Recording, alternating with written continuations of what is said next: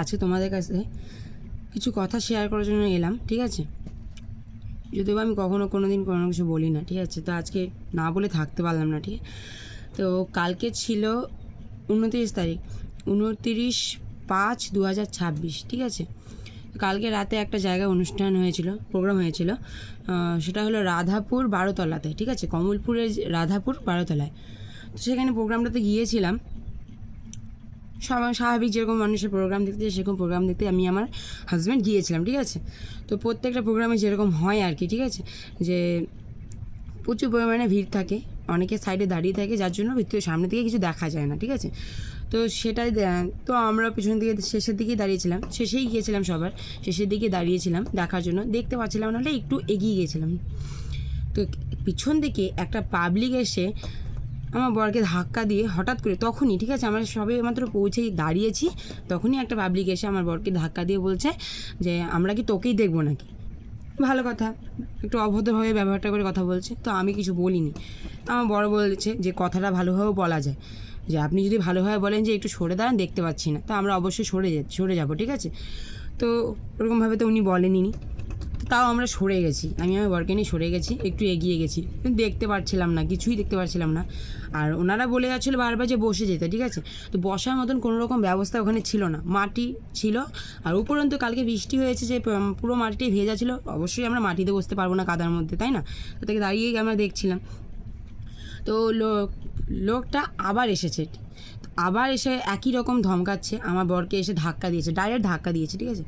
ধাক্কা দিয়ে বলছে তোকে যে বারবার বললাম এখান থেকে সরে যেতে, তখন আমি একটাই কথা বললাম যে আমরা তো এইমাত্র এলাম, তো আপনি ভালোভাবে কথা বলতে পারেন না? আপনি নর্মালি কথা বলুন, ভালোভাবে কথা বলুন, ভালো বিহেভিয়ার করুন, ঠিক আছে? তো উনি আমাকে আঙ্গুল দেখিয়ে ধমকাতে শুরু করলো, মানে কোনটা মহিলা কোনটা পুরুষ তারা তো তিনি মানেন না, মানে কী বলবো, ওভারলোড ড্রিঙ্ক করে আছে, ওভারলোড, যে মানে গলা অবধি খাওয়া যাকে বলে, গলা অবধি দারু খেয়ে আছে। তো আমি আমার বরকে বললাম ছেড়ে দে, সবাই যেহেতু নেশা করে আছে ছেড়ে দে। তো এটা দেখে কমিটির লোকজন এসেছে, হ্যাঁ, মানে কমিটির লোকজন যে এতটা জঘন্য হয়, তাদের যে ব্যবস্থা এতটা জঘন্য হয়, আর মানে তাদের ব্যবহারটা যে এত জঘন্য হয়, যে পাবলিকের সাথে কীরকম কথা বলতে হয় আর কীরকমভাবে বলতে হয় না, সেটা তারা জানে না। তো আমার বরের সাথে তারা ঝামেলা করছে, আমার বরকে তারা হুমকি দিচ্ছে যে তোকে দেখে নেবো, ঠিক আছে? তোকে ধরে পিটবো, তোকে ধরে মারবো, তোকে দেখে নেবো। এত পাবলিক আছে আমাদের পেছনে, এত পাবলিক আছে, তাদেরকে কিছু বলছে না, মানে কি বলবো, কিছুই বলছে না তাদেরকে। তো ওরা সেই বারবার এসে আমার বরকেই দেখতে পাচ্ছে, আর কাউকে দেখতে পাচ্ছে না, ঠিক আছে? কারোর পিছনে লাগছে না, ওরা শুধুমাত্র আমার বরকে এসে ধমকে যাচ্ছে। আমি অনেকক্ষণ থেকে চুপচাপ শুনছিলাম, কিছু বলছিলাম না, যে না থাক, সবাই যেহেতু ড্রিঙ্ক করে আছে, ওভারলোড করে আছে, তাদের সাথে কথা বলাতে না বলাটাই ভালো, তাদের সাথে মুখ লাগানোর কোনো প্রয়োজন নেই, ঠিক আছে? তো আমি আমার মতো নর্মালি চুপচাপই ছিলাম। এবার হঠাৎ করে কিছু পাবলিক আবার এলো, ঠিক আছে? আমরা আবার অনেকটা সাইডে চলে গেছি, আমরা যেন কিছু আর কোনো কিছু আর দেখতে পাচ্ছি না প্রোগ্রামের, ঠিক আছে?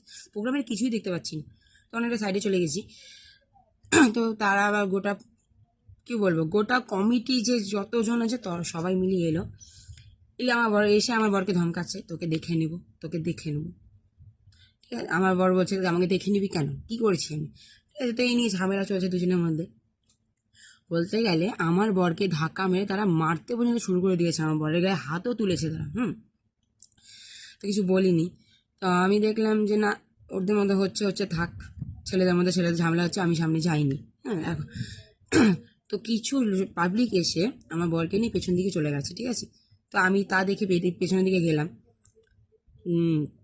গিয়ে দেখছি কি তাদের কেউ তাকে বোঝাচ্ছে, কেউ তাকে ধমকাচ্ছে, কেউ তার গায়ে হাত তুলছে। তো আমি যে গিয়েছি, মানে তাদের ব্যবহারটা দেখো। আমি ওখানে দাঁড়িয়েছিলাম, মানে একটা পুরুষ মানুষ হয়ে একটা মহিলার গায়ে হাত কি করে তোলে, মানে আমার কথা হলো কি করে তোলে? সেই লোকগুলো এসে আমাকে ধাক্কা মেরে সরিয়ে দিল, ঠিক আছে? এখান থেকে মুখে বললো না যে এখান থেকে সরে দাঁড়া বা কিছু, ওনারা আমাকে ধাক্কা মেরে দিল, আমার গায়ে হাত তুলে আমাকে সরিয়ে দিল ওখান থেকে। আমি তাও কিছু বললাম না, মানে পুলিশ কীরকম ব্যবস্থা করা হয়েছে যে একটা পুরুষ মানুষ একটা মহিলার গায়ে হাত তুলতে পারে? এটা কেমন প্রশাসন যে একটা পুরুষ একটা মহিলার গায়ে হাত তুলছে, কেউ কিছু বলছে না, কেউ কিছু বলছে না।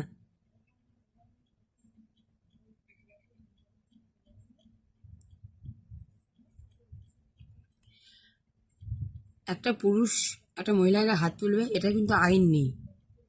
তাও একটা পুরুষ হয়ে সে একটা মহিলার গায়ে হাত তুলছে, সে আমাকে ধাক্কা মারছে, আমার গায়ে হাত তুলছে, আমাকে আঙ্গুল দেখে দেখে কথা বলছে।